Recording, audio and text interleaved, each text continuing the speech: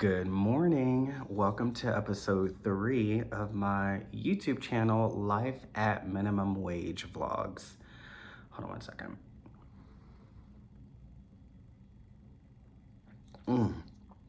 Ugh. Whew. Hotel coffee. Anyway, so let's hop to it. So, as you can tell from the title, yes, it's true. I did decide to move on from that hotel for a variety of reasons. The first one is um, I felt as though that I was taking from a job that somebody else actually really needs. So I only have that job because of this YouTube channel, and taking something from somebody that might actually need it seemed pretty selfish to me. So, that was first and foremost. And number two, running this YouTube channel and with my other obligations on top of having a regular job, it was just getting to be way too much. And I still want to push out content without seeming tired or I'm really not into it. I really do want to put out some quality videos.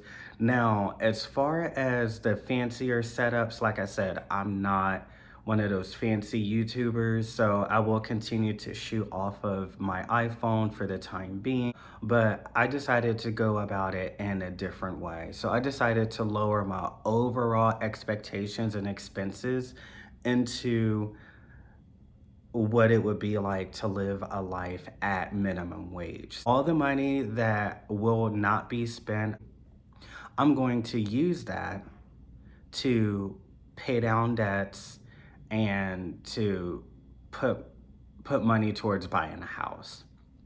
So now I so whenever I put in my notice, my GM took it surprisingly well. So because the thing is with these hotels ran by the people that run them, they don't have a problem giving you the short end of the stick, but as soon as you decide that you don't want to play along with their reindeer games anymore, all of a sudden they find extreme offense to it. And somebody that finds something better, or they just decide that they don't want to work there anymore for whatever reason that may be, these owners all of a sudden think that you have betrayed them. So a lot of the times they're not going to honor a 2 week notice from what I've gathered, and I was hoping that they weren't.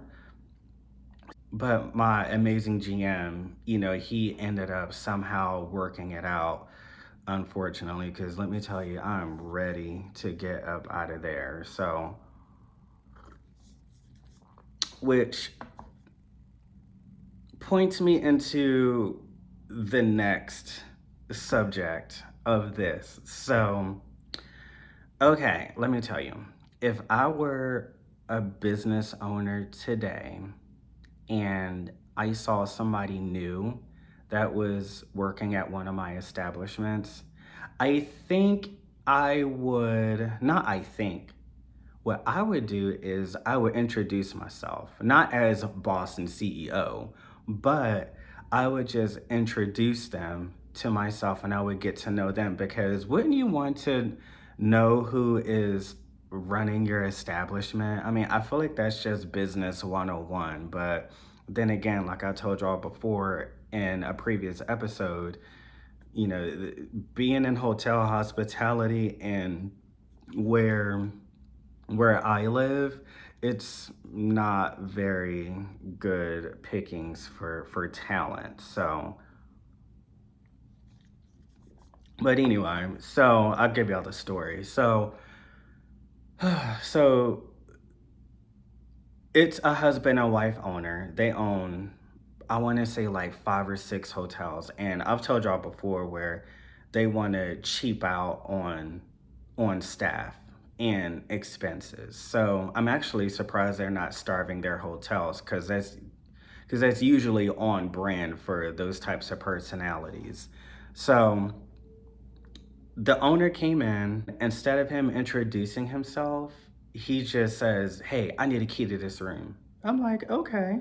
So that right there, definitely set the tone. And honestly, it's pretty much on brand for what I was expecting from these types of individuals.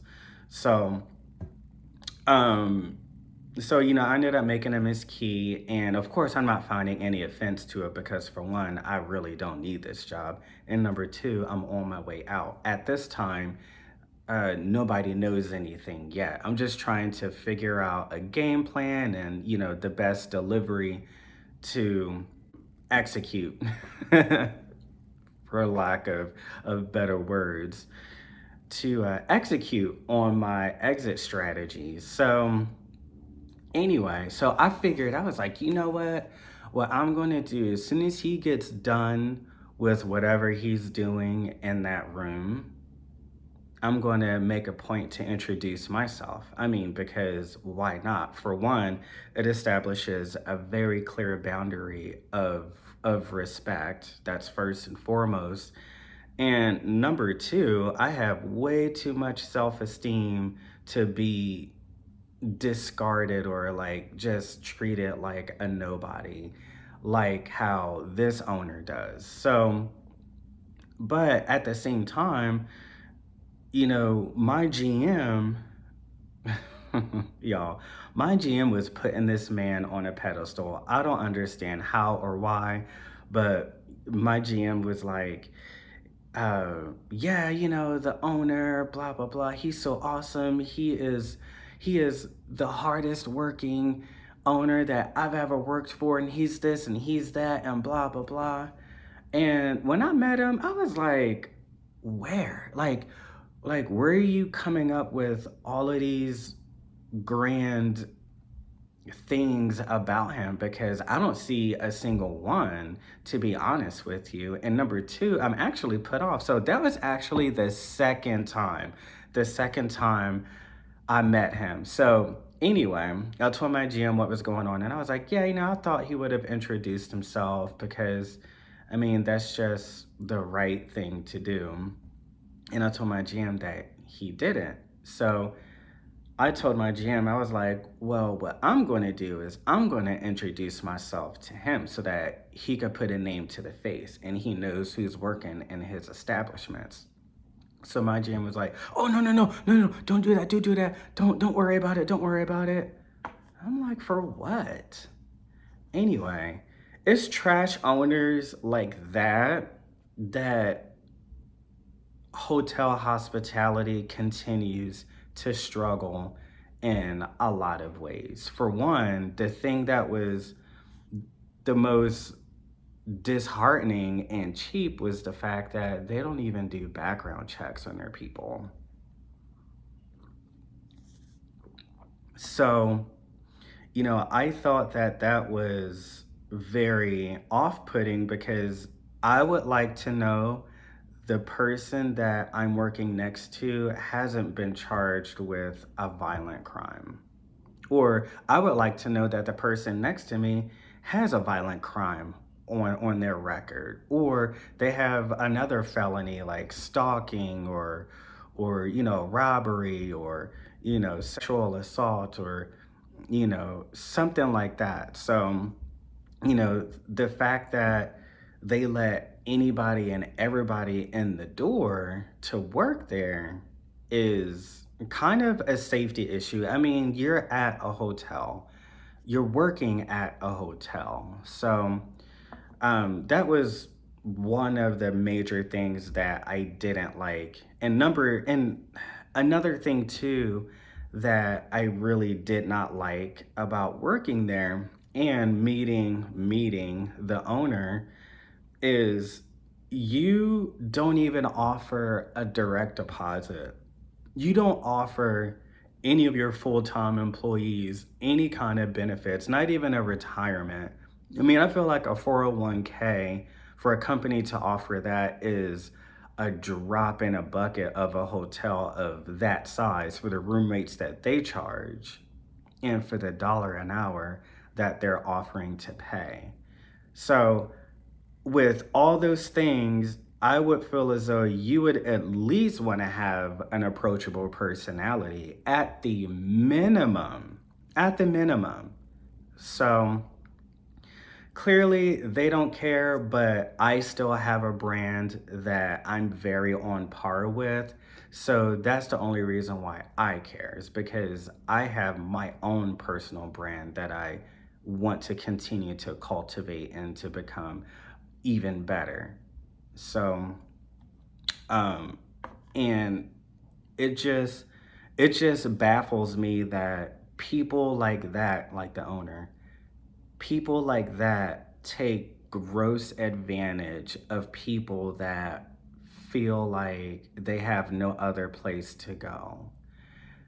So, anyway, my rant is over. So, well, I wish I had more to report. Let me know what y'all think about my decision and about owners like that. And those of you watching out there that work for a crappy hotel or a crappy manager or a crappy owner or all of the above, just drop it in the comments below. Let me know what it's like. Let me know what the struggles are and let me know why are you working there. So, all right, I will catch y'all later. Bye.